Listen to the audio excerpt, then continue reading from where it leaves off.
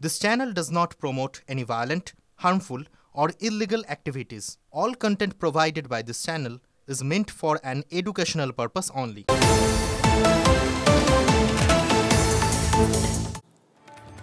এবছর পুজো অনুদান দিতে প্রায় 500 কোটি টাকা খরচ রাজ্য সরকারের। 2018 সালে রাজ্যের পুজো কমিটি পিছু 10,000 টাকা করে অনুদান দিয়েছিল রাজ্য সরকার। 2019-এ সেটা বেড়ে হয় 25,000 টাকা। 2021-এ তা 50,000 টাকা করা হয়। 2022-এ 60,000 এবং 2023-এ 70,000 টাকা করা হয়।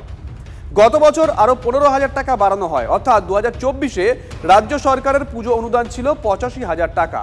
আর এবার আরও 25,000 টাকা বাড়ানোর কথা ঘোষণা করলেন মুখ্যমন্ত্রী। এর ফলে এবছর রাজ্য সরকারের পুজো অনুদান 1,10,000 টাকা।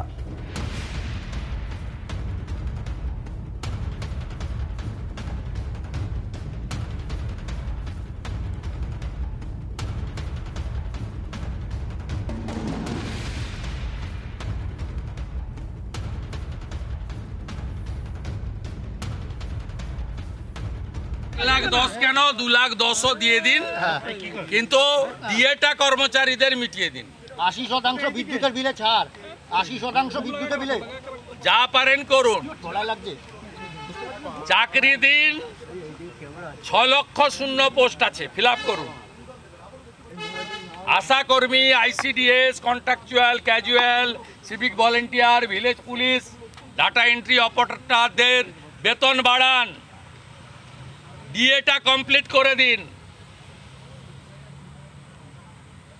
এটা করলেন, কিছুদিন পরে গতবারেও যেমন করেছিলেন অপেক্ষা করুন, তখন ইমাম মুয়াজ্জিমদেরও আরো 500 টাকা করে বাড়াবে। টাকা নেই বলে রাস্তা হচ্ছে না, সরকারের টাকা নেই বলে স্কুল কলেজ কার্যত 12টা বেজে গেছে, ভাঙাচোরা দশা। সরকারের টাকা নেই বলে কাজের কোনো ব্যবস্থা করতে পারছে না, নতুন কোনো কাজ হচ্ছে না, পরিকল্পনা খাতের খরচ কমছে। এগুলো সব ঠিক আছে, ওগুলো চলুক, কিন্তু মেলা, খেলা, ফষ্টি নষ্টি, ওখানে মুখ্যমন্ত্রী 1 ইঞ্চি সরবেন না। কেন? ভোট, এক এক ভোটে এক এক রকমের গল্প। একের পর এক মানে ভিত্তিহীন প্রকল্প, পাড়ায় সমাধান থেকে শুরু করে ক্লাবে পয়সা দেওয়া, এরকম একটা করে প্রকল্প আসছে এবং সেখানে লক্ষ লক্ষ কোটি টাকা খরচা হচ্ছে।